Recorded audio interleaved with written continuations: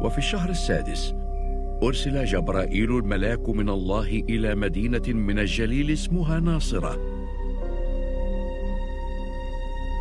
إلى عذراء مخطوبة لرجل من بيت داود اسمه يوسف.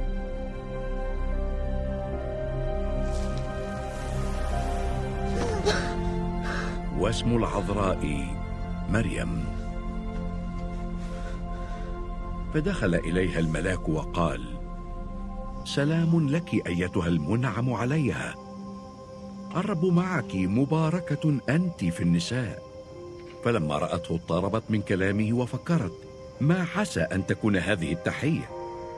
فقال لها الملاك: لا تخافي يا مريم، لأنك قد وجدت نعمة عند الله، وها أنت ستحبلين وتلدين ابنا وتسمينه يسوع. هذا يكون عظيما، وابن العلي يدعى، ويعطيه الرب الإله كرسي داود أبيه، ويملك على بيت يعقوب إلى الأبد، ولا يكون لملكه نهاية. فقالت مريم للملاك: كيف يكون هذا وأنا لست أعرف رجلا؟ فأجاب الملاك وقال لها: الروح القدس يحل عليك، وقوة العلي تظللك، فلذلك أيضا القدوس المولود منك يدعى ابن الله. وهو ذا إليصابات نسيبتك هي أيضا حبلى بابن في شيخوختها، وهذا هو الشهر السادس لتلك المدعوة عاقرا، لأنه ليس شيء غير ممكن لدى الله.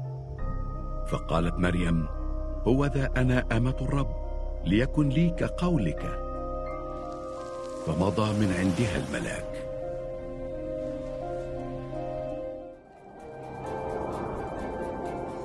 وفي تلك الأيام صدر أمر من أغسطس قيصر بأن يكتتب كل المسكونة، وهذا الاكتتاب الأول جرى إذ كان كيرينيوس والي سوريا، فذهب الجميع ليكتتبوا كل واحد إلى مدينته.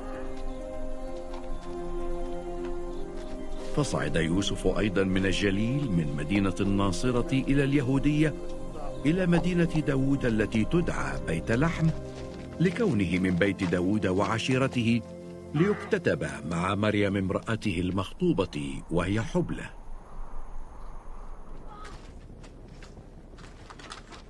وبينما هما هناك تمت أيامها لتلد.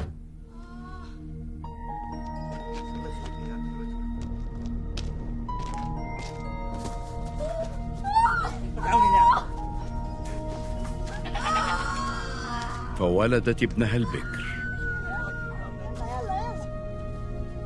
وقمطته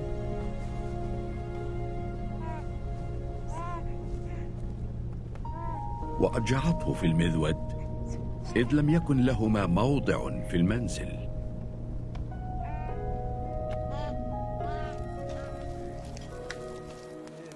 وكان في تلك الكورة رعاة متبدين يحرسون حراسات الليل على رعيتهم.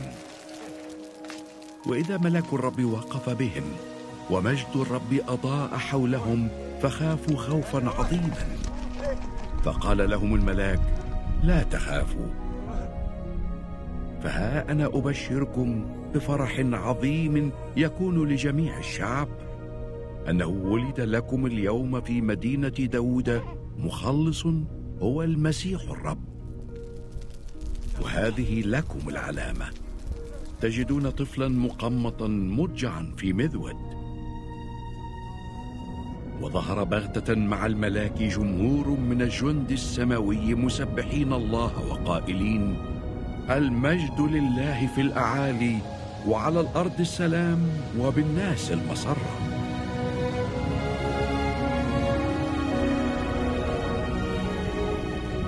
ولما مضت عنهم الملائكة إلى السماء، قال الرجال الرعاة بعضهم لبعض: لنذهب الآن إلى بيت لحم وننظر هذا الأمر الواقع الذي أعلمنا به الرب.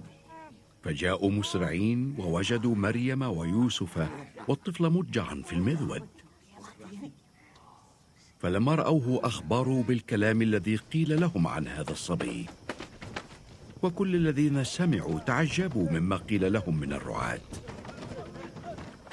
وأما مريم فكانت تحفظ جميع هذا الكلام متفكرة به في قلبها.